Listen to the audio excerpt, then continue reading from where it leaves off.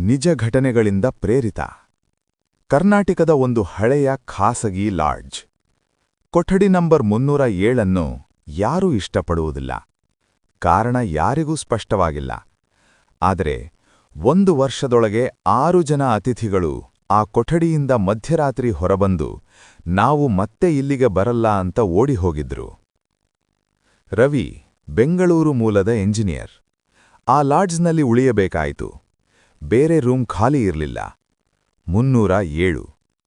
ರಿಸೆಪ್ಷನ್ನ ಹುಡುಗ ಸ್ವಲ್ಪ ಹೊತ್ತು ಮೌನವಾಗಿ ನೋಡಿ, ಸರ್, ಲೈಟ್ ಆರ್ಸದೆ ಮಲಗಬೇಡಿ ಎಂದ.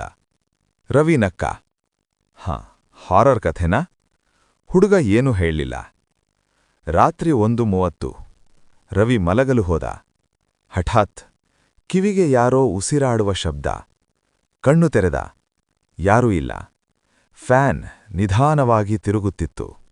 ಭ್ರಮೆ ಎಂದುಕೊಂಡು ಮತ್ತೆ ಕಣ್ಣು ಮುಚ್ಚಿದ. 2:11. ಕೊಠಡಿಯ ಬಾತ್ರೂಮ್ನ ಬಾಗಿಲು ಸ್ವತಃ ತೆರೆಯಿತು. ರವಿ ಹಾಸಿಗೆಯ ಮೇಲೆ ನಿಂತು ಹೋದ. ಅಲ್ಲಿ ಯಾರೂ ಇಲ್ಲ. ಆದರೆ ಕನ್ನಡಿಯ ಮೇಲೆ ಬೆರಳಿನಿಂದ ಬರೆಯಲ್ಪಟ್ಟಂತೆ ಒಂದು ಸಾಲು.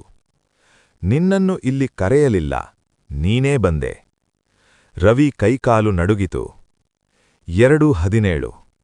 ಅವನ ಫೋನ್ ತಾನೇ ಆನ್ ಆಯಿತು. No network. ಆದರೆ ಒಂದು ವಾಯ್ಸ್ ರೆಕಾರ್ಡ್ ಪ್ಲೇ ಆಯಿತು. ಅದು ಅವನದೇ ಧ್ವನಿ. ನಾನು ಒಬ್ಬನೇ ಇಲ್ಲ, ಇಲ್ಲಿ ಯಾರೋ ಇದ್ದಾರೆ. ರವಿ ಕಿರುಚಿದ. ಇದು ನಾನು ಹೇಳಲೇ ಇಲ್ಲ. ಆ ಕ್ಷಣಕ್ಕೆ ಕೊಠಡಿಯ ಲೈಟ್ ಆಫ್. ಮೌನ. ಕತ್ತಲಲ್ಲಿ ಹಾಸಿಗೆಯ ಪಕ್ಕದಲ್ಲಿ ಯಾರೋ ಕುಳಿತಂತ ಅನುಭವ. ಮತ್ತೆ ಅದೇ ಉಸಿರಾಟ. ಕಿವಿಯ ಬಳಿ ಒಂದು ಧ್ವನಿ, ನನ್ನ ಹೆಸರು ಹೇಳು. ರವಿ ಕಣ್ಣು ಮುಚ್ಚಿಕೊಂಡು ದೇವರ ಹೆಸರು ಜಪಿಸಲು ಶುರುಮಾಡಿದ. ಧ್ವನಿ ಕೋಪದಿಂದ, ಅವನು ಇಲ್ಲ ಇಲ್ಲಿ.